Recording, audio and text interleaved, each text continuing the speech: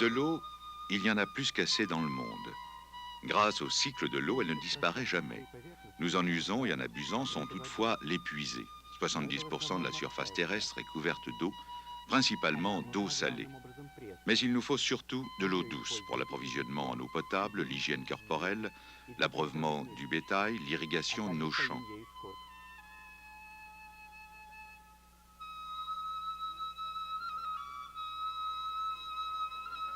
Nos industries en font aussi largement usage. Comme eau de refroidissement, elle est aussi une importante source d'énergie. Dans toute notre existence, l'eau joue un rôle vital. Sans eau, point de progrès.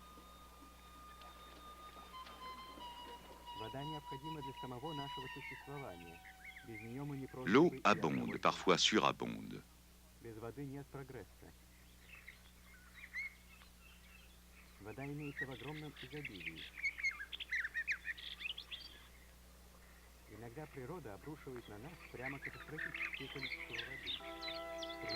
La nature nous confronte alors à d'énormes masses d'eau aux conséquences catastrophiques.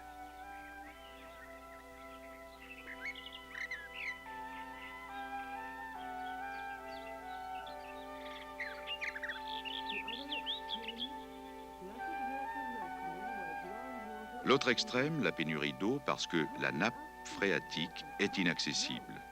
Manque total d'eau, sécheresse chronique par suite de l'absence de précipitations, une menace terrifiante dont beaucoup n'ont connaissance que par les journaux et la télévision, mais qui, pour des millions, est une implacable réalité.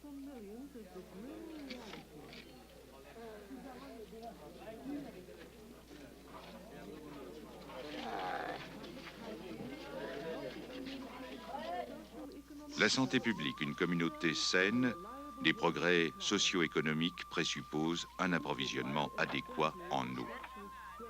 Nous devons veiller nous-mêmes à une répartition équitable et efficace de l'eau et à sa qualité. En effet, les eaux polluées propagent les épidémies. Un des problèmes primordiaux de tout pays est de disposer d'eau en quantité suffisante et de bonne qualité, à l'endroit et au moment approprié. Un problème vieux comme le monde, comme en témoignent les prières incantatoires au dieu de la pluie. De nos jours encore, c'est un problème vital. Des millions de femmes doivent parcourir chaque jour des kilomètres pour chercher de l'eau.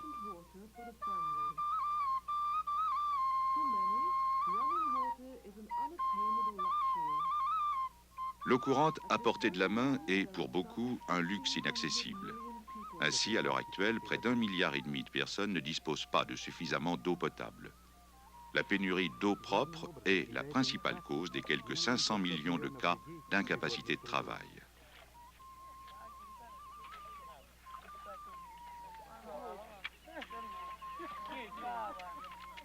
Le manque d'eau entrave le développement indispensable de l'agriculture et freine considérablement l'industrialisation.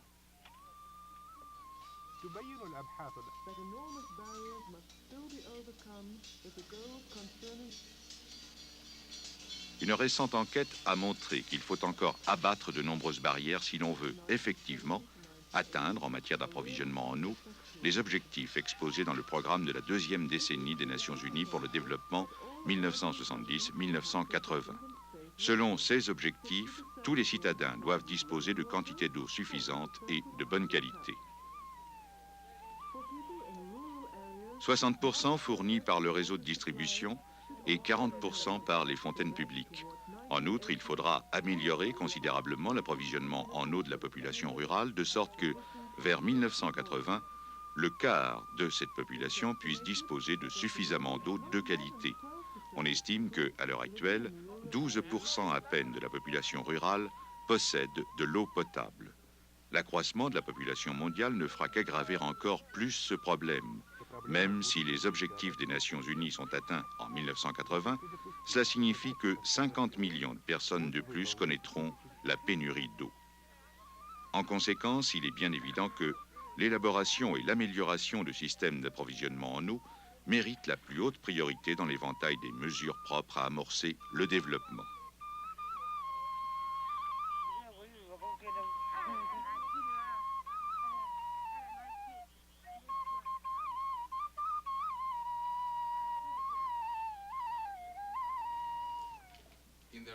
Par ailleurs, on se rend mieux compte que ce problème ne peut être résolu que grâce à la coopération et à l'échange de connaissances.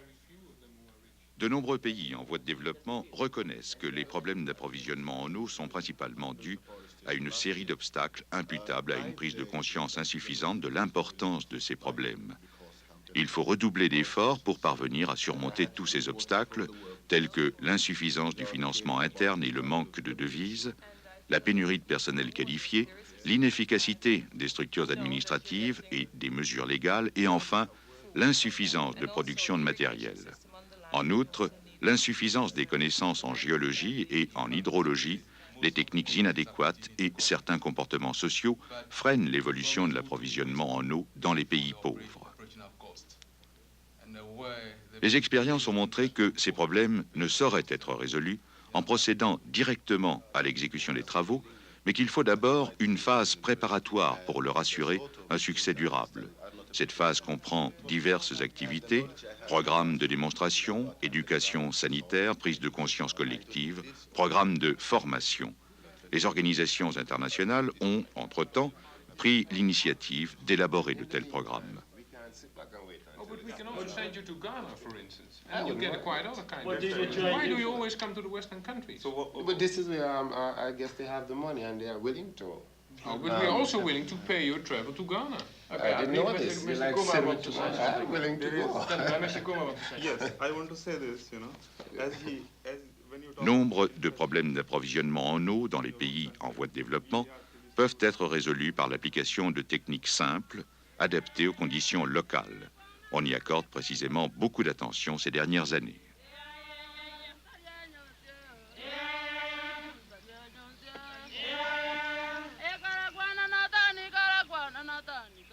Qu'il s'agisse de simples méthodes d'alimentation en eau ou de purification, ou d'une méthode simple mais sûre de distribution d'eau, les solutions existent déjà et ont été appliquées ailleurs.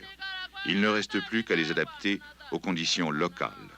La population locale acceptera alors plus aisément ces nouvelles techniques.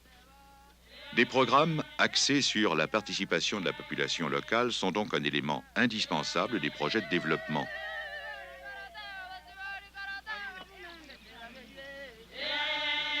Un ingénieur africain commente en ces termes ces problèmes. Generally, the rural population cannot be reached through TV and newspapers because in the first place, they don't have TV in the rural areas. Secondly, they can't read because they are illiterate. The only communication is through radio where we speak to them in the local languages. But then it comes to a point where they'll have to see that what we are telling them is right or wrong. And this is where the difficulty is. L'information à large échelle, avec pour objectif le transfert de connaissances, peut donner de bons résultats, comme ce fut le cas récemment lors d'une exposition à Nairobi sur l'agriculture et l'approvisionnement en eau.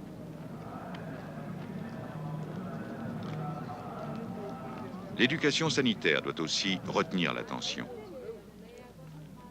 Une grande partie de la population rurale au Brésil a toujours bu de l'eau de mauvaise qualité. On a montré à cette population comment elle pouvait elle-même contrôler la qualité de l'eau et l'améliorer par de simples méthodes. Cette confrontation directe et concrète avec des méthodes simples encourage la population à résoudre elle-même les problèmes. Ces méthodes doivent cependant être appliquées avec discernement.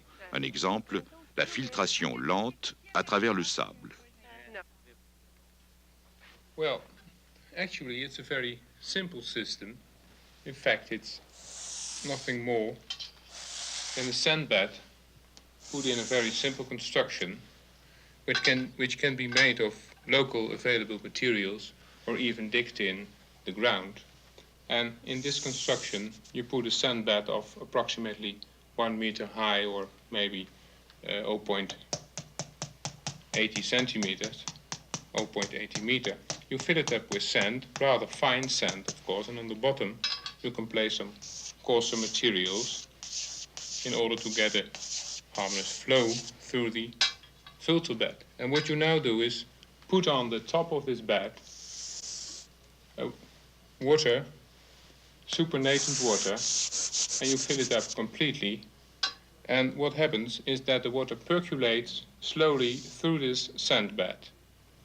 During that percolation, the water is treated in a bacteriological way and also the turbidity. Ce système convient parfaitement aux pays en voie de développement. On peut le construire avec les moyens locaux, il exige peu de capitaux et il est facile à entretenir. Dans de nombreux cas, la population peut participer à la construction. Un programme de démonstration permettra d'illustrer la valeur de ce système pour l'amélioration de la santé publique. Ce n'est qu'après cette phase préliminaire de transfert de technologie que l'on pourra procéder à l'application à large échelle. Il est bien évident que les programmes de formation doivent constituer la partie essentielle d'un tel projet. En effet, une mise en œuvre à large échelle présuppose un solide système de formation s'adressant aussi à la main-d'œuvre non qualifiée. In Sudan, we have quite a number of qualified engineers, but the trouble is the same all over the underdeveloped countries. The people at the top tend to train train the engineers and train the university graduate abroad or locally, but they forget one thing, which is very vital and very important to carry any engineering projects or any engineering work, that is training the people in the middle, that is the technician or the blue-collar workers. And this is prevailing all over the world.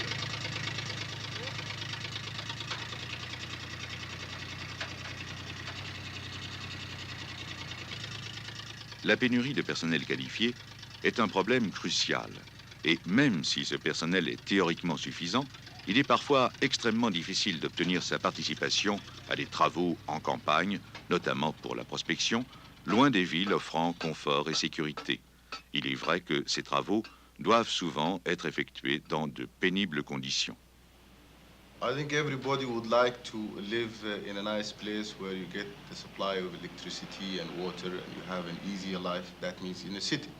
But sometimes, you know, our work sometimes takes us to the rural area where we have to develop that part of the country. So I worked as a civil engineer in a place called Umruaba in Western Sudan.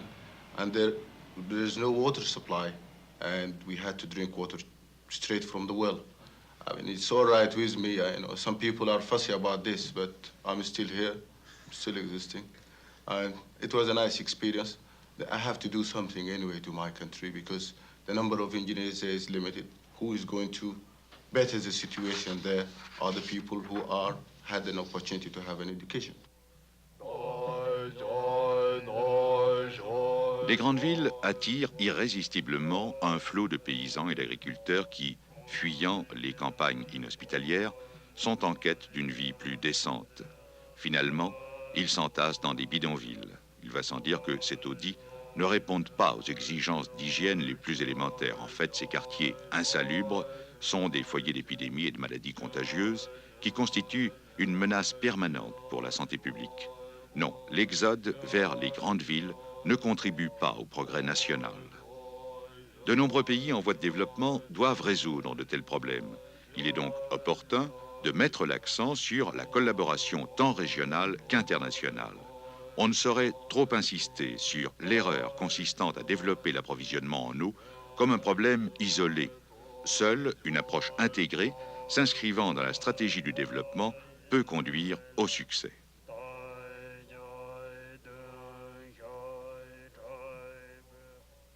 I expect that we should pull together and have a common research center where information can be communicated to member countries.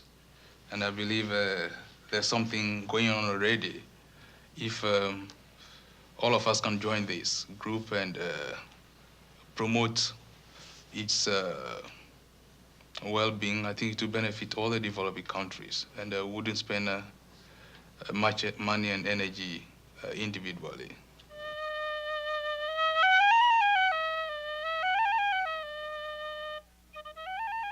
Aux Pays-Bas, où depuis des siècles il faut lutter contre les eaux, l'Institut d'État d'approvisionnement en eau potable abrite l'IRC, Centre international de référence pour l'alimentation en eau collective. En étroite collaboration avec l'OMS, ce centre constitue un maillon du réseau international d'instituts régionaux et nationaux dans plus de 30 pays. the International Reference Center develops integrated and problem-oriented programs directed to rural development and takes water supply and sanitation as an entrance to it.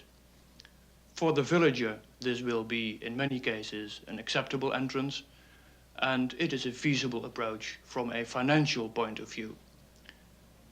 Important are elements as the transfer of adapted technology, training, health education, and, for instance, community motivation, what we call preparation of the soil as a basis for effective investment programs. Essential, in my opinion, is that the work should be initiated and carried out in the countries themselves. As a service center, the International Reference Center aims at a flexible and quick-witted approach through stimulation and coordination, and steps back as soon as the local level can take over. So, summarizing, in a collaborative way, the IRC tries to mobilize local resources and to develop self-reliance. Dans le cadre de l'élaboration de projets, ce centre déploie nombre d'activités telles que sélection de projets, en accord avec les pays en voie de développement, l'organisation de rencontres de spécialistes, des programmes de démonstration, de transfert d'informations, d'éducation sanitaire, de formation, la promotion des activités de la communauté et la participation de la population locale. Yes, I would like to inform you that we have 3 other requests from African... Afin de contribuer à une plus large diffusion des nouvelles techniques dans les domaines de l'approvisionnement en eau, une revue mensuelle tirée à quelques 10 000 exemplaires et rédigée en anglais, français et espagnol est distribuée gratuitement dans plus de 100 pays. La prise de conscience croissante de ce problème et, parallèlement, le soutien financier et technique ainsi que la coopération des pays pauvres et des pays riches permettront d'édifier une communauté plus saine où chaque individu, tant à la ville qu'à la campagne, pourra s'épanouir pleinement. Disposer d'eau potable et en quantité suffisante, c'est plus qu'une simple réponse au problème de la soif.